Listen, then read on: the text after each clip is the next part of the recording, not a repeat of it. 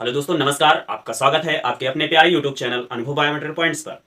आज हम बात करेंगे आरएच फैक्टर के बारे में। तो सबसे पहले हम बात करेंगे कि आरएच फैक्टर होता क्या है, ये सबसे पहले किसने इसको डिस्कवर किया था और कहाँ पर डिस्कवर किया था, इसका क्या इंपॉर्टेंस है और इसका इनहेरिटेंस क्या है, इसके बारे में आज हम चर्चा करेंगे। तो सबसे पहले हम बात करते हैं कि आरएच फैक्टर है क्या। ठीक है, तो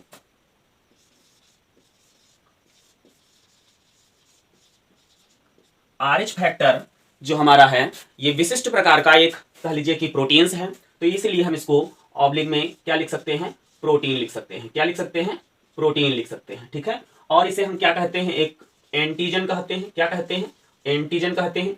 इस तरह से हम कह सकते हैं कि एक विशिष्ट प्रकार का प्रोटीन्स है या विशिष्ट प्रकार का एंटीजन है जिसे हम आरएच फैक्टर कहते हैं। ठीक है, अब हम बात करते हैं कि आरएच फैक्टर को खोजा किसने था।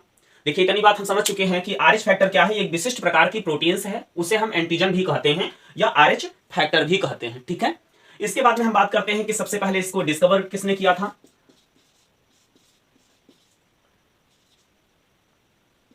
तो ये डिस्कवर किया गया था किसके द्वारा, discovered by Karl Landsteiner द्वारा। कार्ल लैंड स्टीनर और हमारे दूसरे सहयोगी वैज्ञानिक थे जिनको हम वीनर। आरएच फैक्टर या आरएच प्रोटीन या आरएच एंटीजन को सबसे पहले डिस्कवर किसने किया था, कार्ल लैंड स्टीनर ने और वीनर ने। दो वैज्ञानिकों ने मिलकर किस सन में इसको खोजा था, 1940 में। किसने खोजा था, 1940 में खोजा था। इसके बाद हम बात करते हैं कि इन्होंने देखा कहां था, इनको कहां आरएच फैक्टर मिला था। तो इन्होंने आरएच फैक्टर को, एक बंदर था जिसे हम क्या कहते हैं, रईसस जो मंकी था, इसमें इन्होंने डिस्कवर किया था। रईसस जो मंकी था, इसमें विशिष्ट प्रकार का प्रोटीन्स कह लीजिए, विशिष्ट प्रकार का एंटीजन कह लीजिए, ये इस मंकी में देखा गया। तो इसी के नाम से यहां से आरएच ले लिया गया और बता दिया गया कि जिन व्यक्तियों में या जिन बंदरों में, जिन जानवरों में आरएच प्रेजेंट है या ये एंटीजन प्रेजेंट है या ये प्रोटीन प्रेजेंट है, उसे हम आरएच पॉजिटिव कह देंगे। अगर प्रेजेंट है तो हम क्या कहेंगे, आरएच पॉजिटिव कहेंगे। अगर एब्सेंट है तो उसे हम क्या कहेंगे, आरएच निगेटिव कह देंगे। मतलब इसमें आरएच एंटीजन या आरएच प्रोटीन या विशिष्ट प्रकार की प्रोटीन जिसे हम आरएच प्रोटीन कहते हैं वो नहीं है। ठीक है, इतनी बात समझ में आई। अब देखिए, हम बात करते हैं कि आखिर इन्होंने मंकी में ही जाकर के इन्होंने क्यों खोजा या मंकी तक कैसे पहुंचे। तो आपको मालूम होगा कि जब साइंस हमारी इतना ज्यादा डेवलप नहीं थी तो लोग क्या करते थे, जब लोगों में या जो रोगी होते थे या पेशेंट होते थे उनमें रुधिर की कमी आ जाती थी, तो वहां पर किसी भी जानवर का रुधिर किसी दूसरे व्यक्ति या रोगी को चढ़ा दिया जाता था, जिससे कि मोस्टली होता क्या था कि स्वस्थ होने के बजाय वहां पर रोगी की मृत्यु हो जाती थी। तो लोगों ने सोचा कि आखिर ऐसा क्यों हो जा रहा है। तो फिर धीरे धीरे उन्होंने सोचा कि मनुष्य का जो सबसे नजदीकी रिलेटिव्स है या वंशज कह लीजिए या पूर्वज कह लीजिए, तो वो कहीं ना कहीं, एक बार आपको मालूम होगा कि जिस समय सर ग्रेगर जॉन मेंडल अपना सिद्धांत दे रहे थे, अपने सिद्धांत को पत्रिका में छपवा रहे थे, लोगों को समझा रहे थे, उसी समाकालीन में क्या किया गया कि वहां पर डार्विन ने कहा कि एक जबरदस्त इंटरव्यू दिया और बोले कि जितना भी मानव प्रजाति है उस सब का पूर्वज जो है बंदर है। अब उस माहौल वो ऐसा था जब लोगों को पता ना हो कि हमारे पूर्वज कैसे थे, क्या थे, और आपको कोई कह दे या आपके पूर्वजों को कोई कह दे कि आपके पूर्वज बहुत बड़े डाकू थे, तो आपको अच्छा लगेगा, नहीं लगेगा। लेकिन उसी तरह से क्या कहा गया कि डार्विन ने कहा कि आप सभी के या पूरे मानव प्रजाति के जो पूर्वज थे वो बंदर थे। लोगों में बड़ा जो है कह सकते हैं भड़काव उत्पन्न हो गया कि आप कहना है तो अपने पूर्वजों को कहिए, अपने दादा दादियों को कहिए कि बंदर थे। आप सभी हम लोगों के दादा दादियों या हमारे पूर्वजों को बंदर क्यों कह रहे भाई। सारी मीडिया, सभी लोग उनको इकट्ठा करके घेर लिए कि भाई ऐसे कैसे कह सकते हैं। अब डार्विन छुप गए भाई, कैसे सामना करें, कैसे जवाब दें। तो ठीक उसी प्रकार से हम बात करेंगे कि लोगों को पता हो चुका था कि बंदर कहीं ना कहीं मनुष्यों से मेल खाते हैं। ठीक है, मनुष्यों से मेल खाते हैं भाई। मनुष्य और बंदरों में कोई खास ज्यादा बदलाव नहीं होता है, एक बहुत बड़ा बदलाव होता है, आप जान चुके होंगे, है ना। एक बहुत बड़ा बदलाव होता है, वो आप जान चुके होंगे कि मनुष्यों में क्या नहीं होता है ना। कमेंट करके बताइएगा कि मनुष्यों में क्या नहीं होता और बंदर के पास में होता है। ठीक है, समझ रहे हैं, बंदर के पास में क्या नहीं होता, कि बंदर के पास में क्या होता है। ठीक है, मनुष्य के पास क्या नहीं होता है। तो चलिए हम टॉपिक पर आते हैं। टॉपिक था हमारा, थोड़ा सा क्विक रिवीजन करते हैं। अगर हम बात करें कि हम पढ़ने क्या जा रहे हैं, आरएच फैक्टर। आरएच फैक्टर क्या है, विशिष्ट प्रकार की प्रोटीन है या इसी को हम एंटीजन कहते हैं। First of all discovered means Rh factor जो था first of all discovered by Karl Landsteiner and Wiener in 1940 में, है ना, 1940 में। मतलब RH फैक्टर की सबसे पहले खोज किसने की थी? कार्ल एंड स्टीनर तथा वीनर ने 1940 में। उसके बाद में बात करते हैं कि कहां पर डिस्कवर किया गया था, तो जो RH फैक्टर था वो रईसस बंदर में डिस्कवर किया गया था। और डिस्कवर करने के बाद में इसका जो ट्रांसफ्यूजन था वो किस जानवर में सबसे पहले कराया गया? तो वो था आपका रैबिट। क्या था बेटा? रैबिट, जिसको हम क्या कहते हैं? खरगोश कहते हैं। क्या कहते हैं? खरगोश कहते हैं। ये कुछ बुक्स में आपको लिखा मिलेगा खरहू। क्या लिखा मिलेगा? खरहू। खरहू को इंग्लिश में क्या कहते हैं? रैबिट कहते हैं। ठीक है। उसके बाद में एक और जानवर आपको मिल जाएगा जिसे हम गिनी पिग्स कहते हैं। क्या कहते हैं बेटा? गिनी पिग्स कहते हैं। इसमें जो है क्या कराया गया? सबसे पहले ब्लड ट्रांसफ्यूजन कराया गया, और जब ब्लड ट्रांसफ्यूजन कराया गया मतलब RH पॉजिटिव भेजा गया, ठीक है। तो और एक बात बता दें कि जब इनमें भेजा गया तो जिनमें था RH पॉजिटिव तो कोई समस्या नहीं हुई, और जिनमें RH पॉजिटिव नहीं था, जिनका ब्लड RH पॉजिटिव नहीं था, उनमें क्या बन गया भाई? एंटीबॉडी बन गया। क्या बन गया? एंटीबॉडी बन गया। और जो एंटीबॉडी बना उसी को एंटी सीरम के रूप में उपयोग किया जाने लगा। अब जब एंटी सीरम के रूप में उपयोग किया जाने लगा तो जिनके पास में ये RH पॉजिटिव, जिन खरगोश के पास में, जिन जानवरों के पास में, जिन लोगों के पास में RH पॉजिटिव नहीं थे, मतलब RH निगेटिव थे, ठीक है, तो उनमें जब ये एंटी सीरम या एंटीबॉडी चढ़ाए गए तो क्या होगा? देखिए, जब एंटीबॉडी चढ़ाया जाएगा या एंटी सीरम चढ़ाया जाएगा तो ब्लड क्या करेगा? क्लम्प करेगा, चिपकेगा, है ना। तो सबसे पहले हम बात करते हैं कि इसका एवरेज या RH फैक्टर के पाए जाने का जो एवरेज है, रेशियो है, वो गोरों में होता है वो 85% था। ठीक है, कितना था? गोरों में 85% था। अब हम बात करते हैं कि इंडियंस में कितना था, तो इंडियन में ये रेशियो आपका जो है, या एवरेज कह लें या प्रतिशत कह लें, 97% है। ठीक है, जो RH फैक्टर के पाए जाने का प्रतिशत वो कितना है? 97% है। तो ना पाए जाने का या RH पाए जाने का मतलब RH पॉजिटिव, और ना पाए जाने का मतलब RH निगेटिव। तो RH निगेटिव अगर इंडिया में पूछा जाए तो 3% हो जाएगा। कितना प्रतिशत हो जाएगा? 3% हो जाएगा। अब हम बात करते हैं कि किस प्रकार से RH फैक्टर के आधार पर, जिस प्रकार से हम लोगों ने ब्लड ग्रुप्स के प्रकार means types of blood groups, transfusion of blood groups या ट्रांसफ्यूजन ऑफ ब्लड, किस प्रकार से किसको कौन सा रुधिर दिया जा सकता है, इस चीज की जानकारी के लिए क्या करेंगे? अब ये जानकारी आपको इस वीडियो में हम नहीं दे पाएंगे क्योंकि वीडियो बहुत लंबा हो जाएगा। तो इसके लिए हमारे पास में एक वीडियो है, उसका लिंक हम आपके डिस्क्रिप्शन बॉक्स में या इस वीडियो के डिस्क्रिप्शन बॉक्स में हम डाल देंगे, तो उसको आप देख लीजिएगा। ठीक है, ब्लड ग्रुप्स जान जाएंगे, उसमें ब्लड ग्रुप्स का ट्रांसफ्यूजन जान जाएंगे कि किस आधार पर किया जाता है। तो ठीक उसी प्रकार से यहाँ पर जिस प्रकार से blood group A, B, O का ट्रांसफ्यूजन किया जाता है, उसी आधार पर यहाँ पर RH पॉजिटिव और RH निगेटिव का हम क्या करेंगे? ब्लड ट्रांसफ्यूजन करेंगे। ठीक है, ब्लड ट्रांसफ्यूजन समझेंगे। ठीक है, अब हम बात करते हैं कि ब्लड ट्रांसफ्यूजन के बारे में। ठीक है, ब्लड ट्रांसफ्यूजन देखते हैं। तो ब्लड ट्रांसफ्यूजन को हम देख रहे हैं कि जो ब्लड ट्रांसफ्यूजन किस आधार पर होगा। तो आपको बता दें कि इसमें जो आपने मेंडल के नियमों के बारे में आपने पढ़ा होगा, कि ब्लड ट्रांसफ्यूजन या इसकी इनहेरिटेंस। तो सबसे पहले ब्लड ट्रांसफ्यूजन के बारे में बात करते हैं, और ब्लड ट्रांसफ्यूजन के बात करने से पहले हम क्या करेंगे? इसके हम जेनेटिक्स या इनहेरिटेंस कैरेक्टर के बारे में बात करेंगे। तो इसका जो ये आप देख रहे हैं यहाँ पर, इसको हम R से लिख देंगे। किससे लिख देंगे? R से लिख देंगे। तो यदि डबल कैपिटल R है तो ये क्या हो जाएगा? ये आपके जो एलील होंगे ये पूर्ण रूप से क्या हो जाएंगे? पॉजिटिव हो जाएंगे। क्या हो जाएंगे? पॉजिटिव हो जाएंगे, मतलब ये पॉजिटिव रहेंगे। ठीक है, और कैसे रहेंगे? प्रभावी रहेंगे। कैसे रहेंगे? प्रभावी रहेंगे।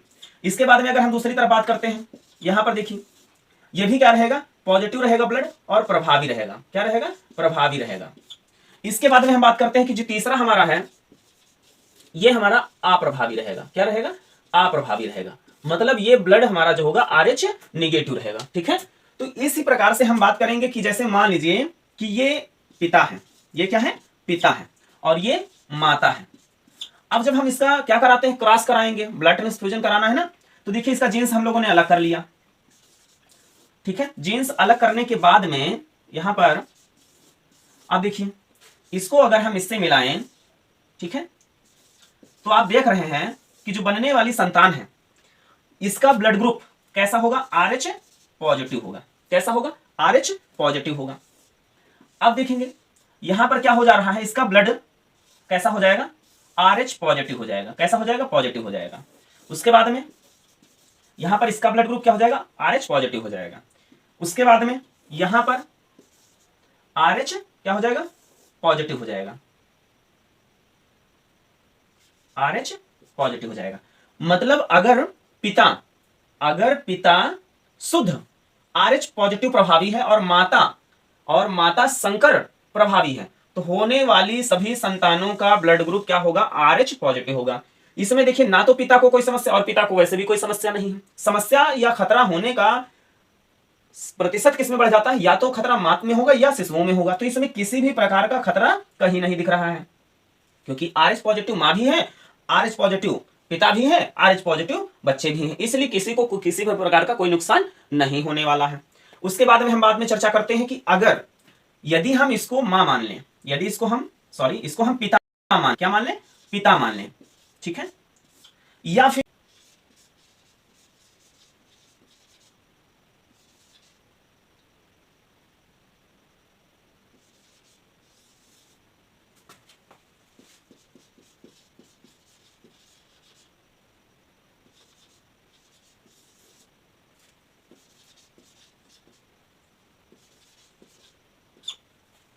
अब हम बात करते हैं कि यदि पिता का ब्लड ग्रुप RH पॉजिटिव और मां का ब्लड ग्रुप RH निगेटिव हो, तो होने वाली संतान कैसी होंगी, और इसमें मां को खतरा हो सकता है या शिशु को खतरा होगा। तो चलिए देखते हैं। यहां पर हम देखेंगे सबसे पहले इनके हम जीन्स को अलग कर लेते हैं।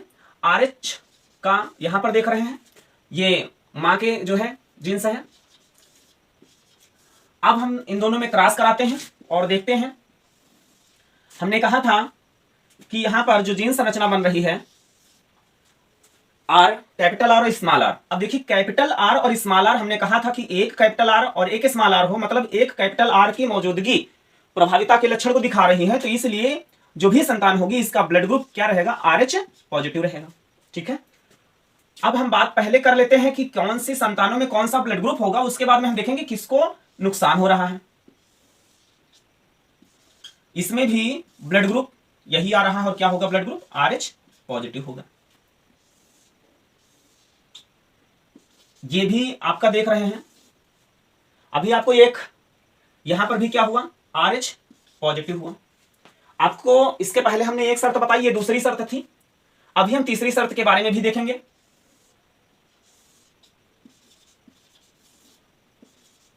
आप इसमें देख रहे हैं कि सभी संतानों का ब्लड ग्रुप RH पॉजिटिव आया है, और लेकिन मां का ब्लड ग्रुप यहां पर RH नेगेटिव है।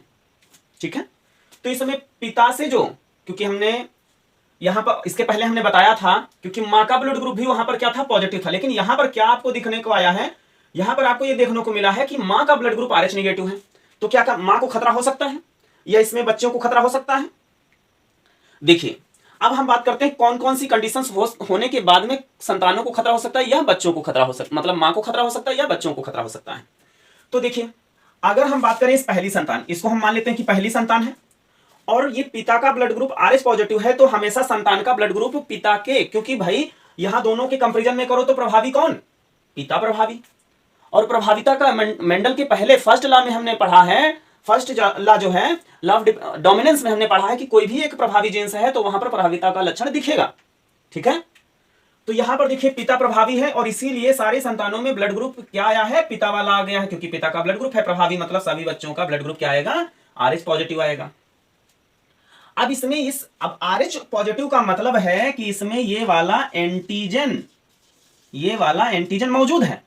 एंटीजन को हमने कहा था, एंटीजन कहिए या प्रोटीन कहिए, क्या कहिए, प्रोटीन कहिए। ठीक है, या ये तत्व मौजूद होता है तो उसी को हम बोलते हैं RH पॉजिटिव। तत्व मौजूद है तो बोलेंगे RH पॉजिटिव, तत्व नहीं मौजूद है तो बोलेंगे RH नेगेटिव। तो यहां पर सभी बच्चों में वो RH फैक्टर या एंटीजन या प्रोटीन प्रेजेंट है, इसलिए सभी बच्चों का ब्लड ग्रुप RH पॉजिटिव है, मां का ब्लड ग्रुप RH नेगेटिव है। तो देखेंगे बच्चों को कोई नुकसान नहीं होगा, क्योंकि इनमें जब एंटीजन मौजूद है तो एंटीबॉडी नहीं आने वाला, भी बना ही नहीं। एक बात और, जिसमें एंटीजन है ही नहीं तो क्या होगा, एंटीबॉडी होगा, नहीं होगा। इनके शरीर में एंटीजन है तो एंटीबॉडी होगा, नहीं होगा। तो फिर नुकसान कैसे, क्योंकि नुकसान तो भाई एंटीबॉडी के बनने से ही होगा ना। तो इनमें एंटीबॉडी बनेगा, बनने का चांस है, लेकिन अगर ये शिशु स्वस्थ है तो कोई चांस नहीं है। मां में देखते हैं चांस है, कंडीशन है, हाँ तो है कंडीशन। कैसे भाई, देखो मान लिए कि ये मां के गर्भ का बच्चा है, ब्लड किससे मिलेगा, पिता से मिलेगा कि मां से मिलेगा। देखिए बेटा, मान लिए कि ये गर्भ है। क्या है ये? क्या है ये? मान लिए कि गर्भ है, ये बेबी है। क्या है बेटा? ये बेबी है। और ये क्या है? मदर है। अब देखिए मदर से ब्लड आएगा कि नहीं आएगा? प्लेसेंटा के माध्यम से। ये क्या है? Placenta. Placenta placenta is a specific type connective tube which conduct the food material from mother to child. किसको प्रोवाइड कराती है? बेबी को, है ना, जाइगोट को, एम्ब्रियो को प्रोवाइड कराएगी या फीटस को कराएगी? किसको कराएगी? फीटस को कराएगी। तो भैया बेबी का ब्लड ग्रुप RH पॉजिटिव है, बन गया RH पॉजिटिव। क्या बन गया? RH पॉजिटिव बन गया। और मां का ब्लड ग्रुप क्या है? RH negative. क्या है? RH negative.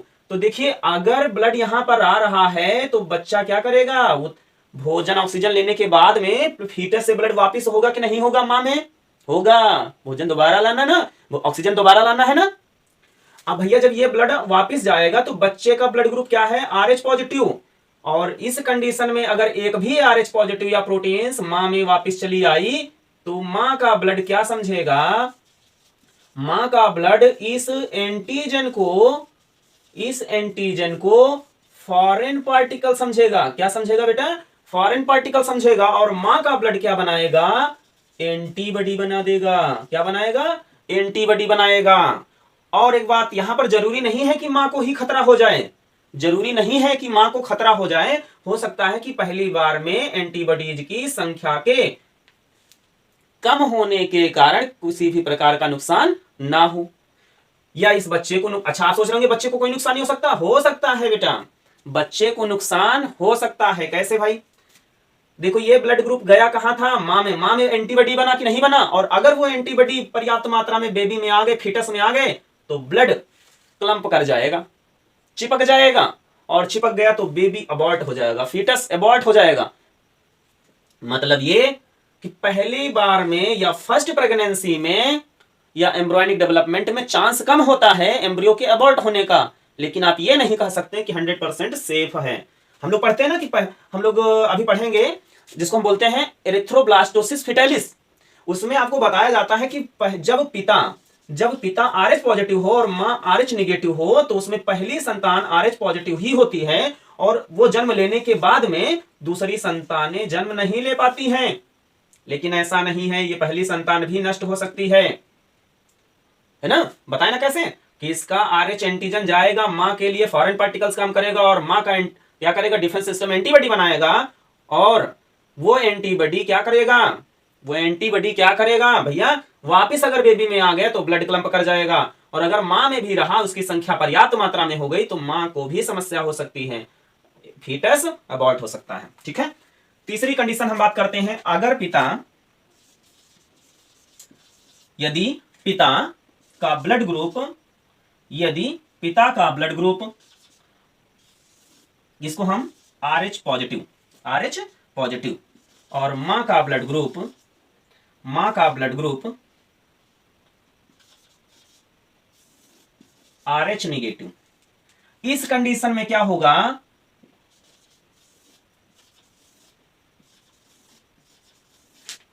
यहां पर देख रहे हैं पहली जो संतान बनी उसका ब्लड ग्रुप क्या हो गया?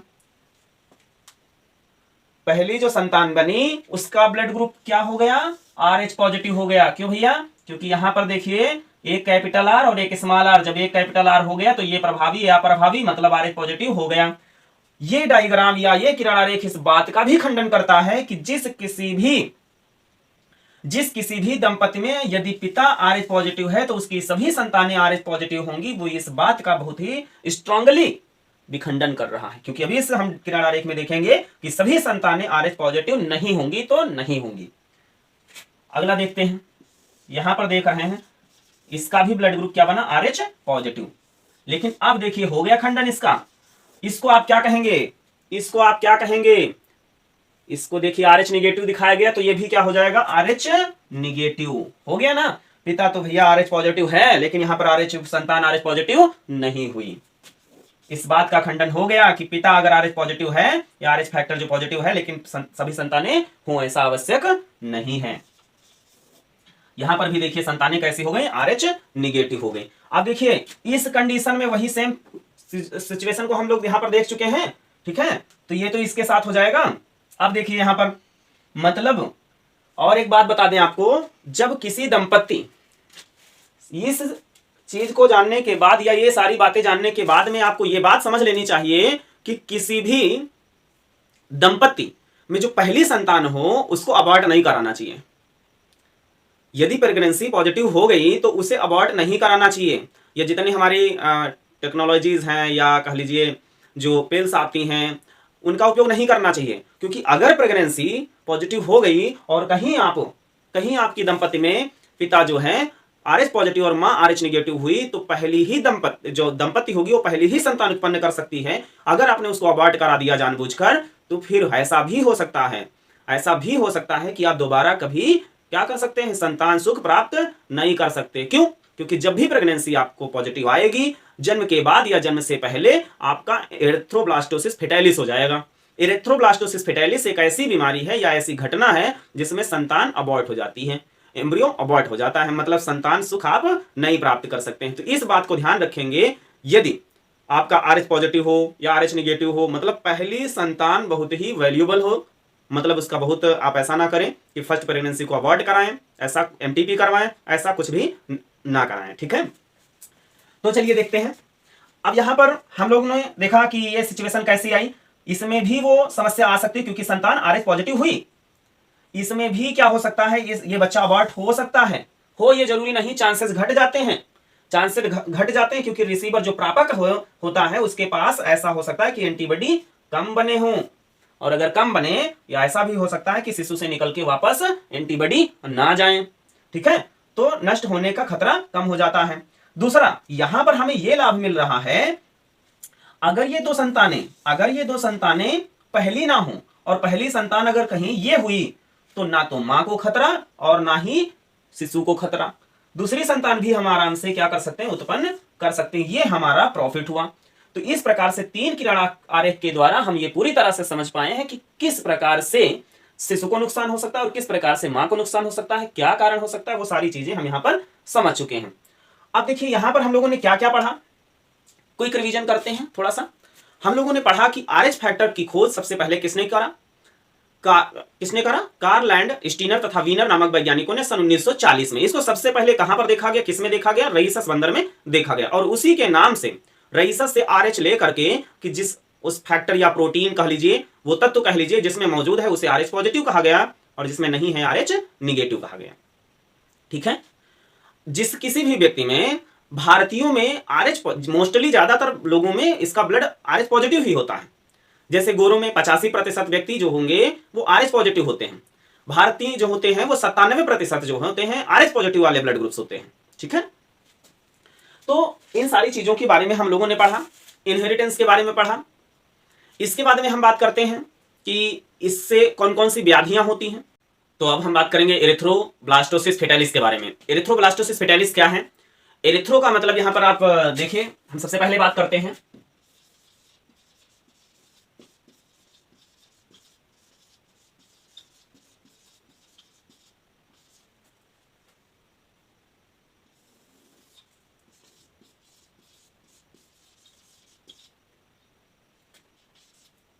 यहां पर लिखा हुआ है एरिथ्रोब्लास्टोसिस फेटालिस। एरिथ्रोब्लास्टोसिस फेटालिस का मतलब क्या होता है, सबसे पहले हम समझेंगे। एरिथ्रो का मतलब होता है आरबीसीस। ब्लास्टोसिस का मतलब होता है ब्लास्टोसील का बन जाना, मतलब एक ऐसी गुहा जिसके बीच में, या गुहा का मतलब ही होता है बीच में खाली जगह का होना। फेटालिस का मतलब होता है एम्ब्रियो, मीन्स यह कि एम्ब्रियो में जो ऐसा शेप बना ले, ऐसा एम्ब्रियो, और उसकी आरबीसी में क्या हो जाए कि चिपकाव हो जाए और बीच में गुहा जैसा कुछ बन जाए। या आप ऐसा समझ लीजिए कि आरबीसी की जब हम मेजर या आरबीसी मेजर नंबर में क्लम्प्स कर जाएं, चिपक जाएं, और ये काम फीटस में हो, मीन्स किसी भी एम्ब्रियो में या एम्ब्रियोनिक डेवलपमेंट के ड्यूरेशन में आरबीसी का क्लम्पिंग हो जाए तो उसे हम एरिथ्रोब्लास्टोसिस फेटालिस कहते हैं। एरिथ्रोब्लास्टोसिस फेटालिस का मतलब यह होता है कि जो हमारा बेबी होता है,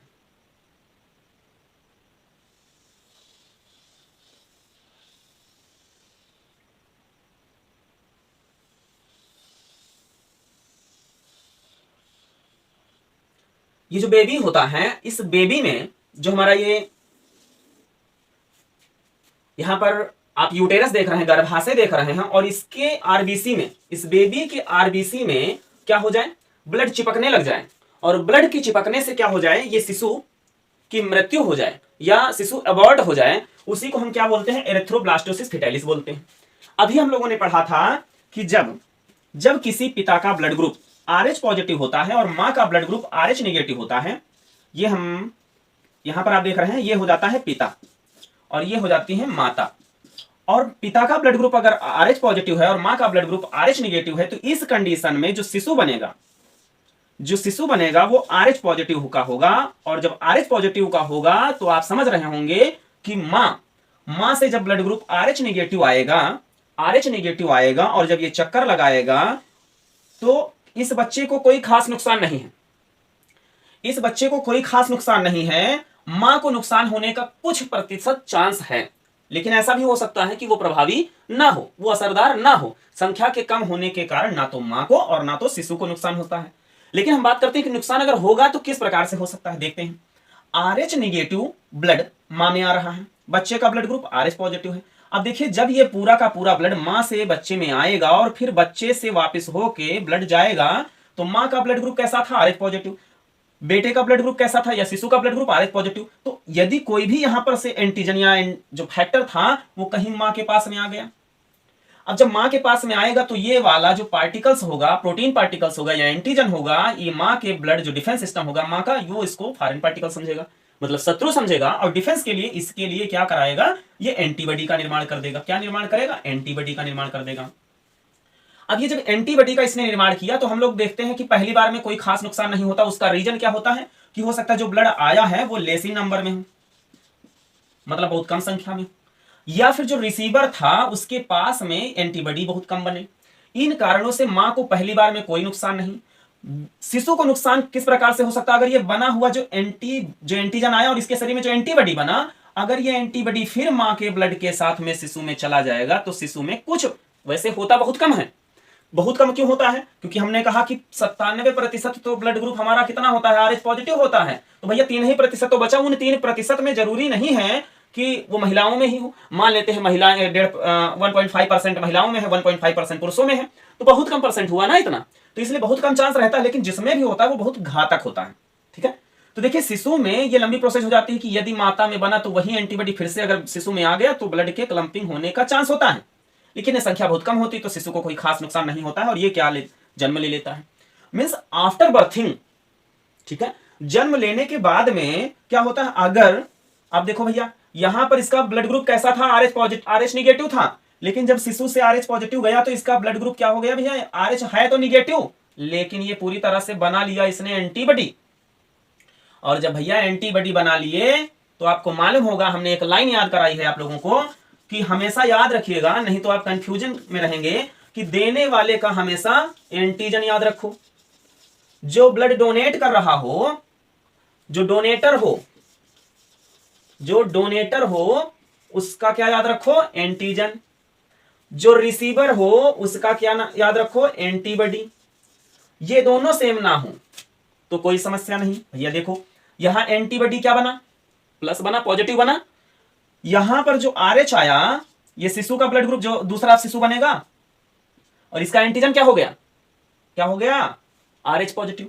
अब भैया देने वाले का हो गया एंटीजन, अगर इसका ब्लड मां में जाएगा तो मां का ब्लड ग्रुप अगर आ गया, भैया मां का ब्लड ग्रुप तो आना तय है, बच्चे का ब्लड ग्रुप मां में जाना तय नहीं है, मतलब मां में जाएगा लेकिन उसका एंटीबॉडी जाए ये जरूरी नहीं है, लेकिन मां का ब्लड ग्रुप बच्चे में आएगा ये 100% जरूरी है। तो भैया यहां पर देखो ब्लड ग्रुप इसका क्या था, जो भी था वो RH निगेटिव था, लेकिन इसका एंटीबॉडी मौजूद है, और जब एंटीबॉडी मौजूद है तो ये मां का ब्लड ग्रुप बच्चे में आएगा। और यहाँ पर एंटीजन ये है, देखिए देने वाले का एंटीजन, यहाँ जो ब्लड आ रहा है ये एंटीजन और ये एंटीबॉडी दोनों सेम हो गए, ब्लड क्या कर जाएगा, क्लम्प कर जाएगा, और इसी प्रकार से ये क्या हो जाएगा, डिस्ट्रॉय हो जाएगा। मतलब इस तरह से अब जितने भी हमारी संतति होंगी वो सब क्या हो जाएंगी, गर्भ में या जन्म के तुरंत बाद नष्ट हो जाएंगी। और जन्म से पहले गर्भ में अगर नष्ट हो जा रही हैं उसी को हम बोलते हैं एरिथ्रोब्लास्टोसिस फिटालिस। तो हमें उम्मीद है, हमें आशा है कि आप लोगों को ये वीडियो, ये जानकारी पसंद आई होगी। यदि आपको जानकारी ये पसंद आई, आपको समझ में आया, वीडियो अच्छी लगी तो आप लाइक नहीं करिएगा, चैनल को सब्सक्राइब नहीं करिएगा, लेकिन आपको समझ में आया या समझ में नहीं आया आप एक कमेंट जरूर करिएगा। एस के लिए एस, नो के लिए एन को टाइप कर दीजिएगा। इतना करने के लिए आप लोगों का बहुत बहुत धन्यवाद। फिर मिलते हैं यदि आप चाहते हैं अगली वीडियो। तब तक के लिए धन्यवाद।